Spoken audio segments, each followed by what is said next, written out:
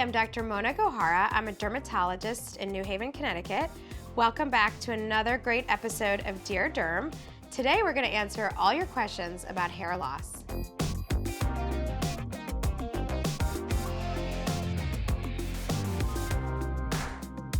So when it comes to hair loss, losing about 100 hairs a day is actually considered normal. 100 blonde hairs looks different than 100 brown hairs, but you know when you're losing more hair than usual. This episode is particularly near and dear to my heart because I personally struggle with hair loss, so I just want you to know that there's a lot of solutions out there and never to lose hope. Always remember that you know your body best, so if you feel like there's something going on, make sure to go see a board-certified dermatologist or your primary care doctor. When a patient comes in and tells me, Dr. Gohara, I'm losing my hair, I go through 6 potential reasons that this could be happening. Number 1, there could be something going on physiologically. There's many different reasons internally that could be causing hair loss externally, so I recommend getting blood work. The next reason has a long and fancy name called telogen effluvium, but it boils down to too much shedding. Remember, we're all animals. Usually 90% of our hairs are in the growing phase and only 10% are in the shedding phase. But if there's something that happens that's emotionally or physiologically stressful, that cycle can completely shift and there can be a massive shed. The next reason is too much processing. Too much coloring, too much straightening, too much heat. When your hair is like, girl, I am done with this, and the hair becomes fragile and it breaks more easily. And so those are the types of things that we all know are just not great for our hair's health. The next one is called alopecia areata. That's the one I happen to have, where you actually have patchy bald spots all over your scalp.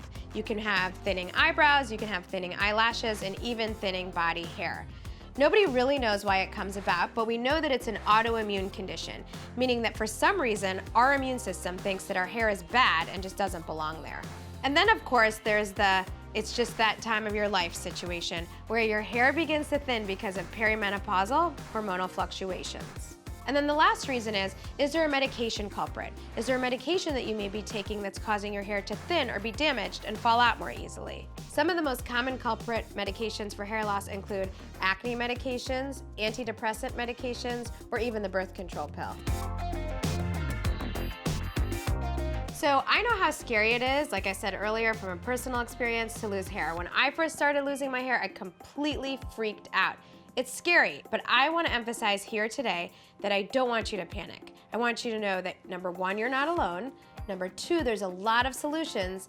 And number 3, there is definitely hope. So let's talk about solutions.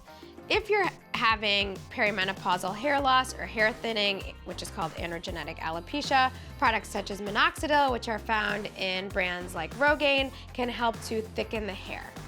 Another potential solution to hair loss, if you're having hair breakage or even telogen effluvium, which is that over shedding that we talked about, you can use nutritional supplements. My personal favorite happens to be something over the counter called Nutrafol.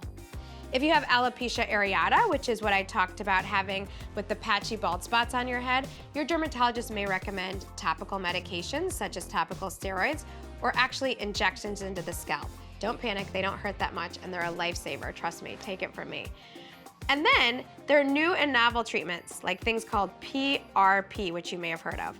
That stands for platelet-rich plasma. This is where your dermatologist may actually draw your blood in the office, spin it down, and re-inject it into the scalp to stimulate hair growth. Sounds a little gory, but trust me, it's a great solution to hair loss. Thank you so much for watching another episode of Dear Derm. Make sure to subscribe to Well+Good, and if you have any comments or questions, leave them below.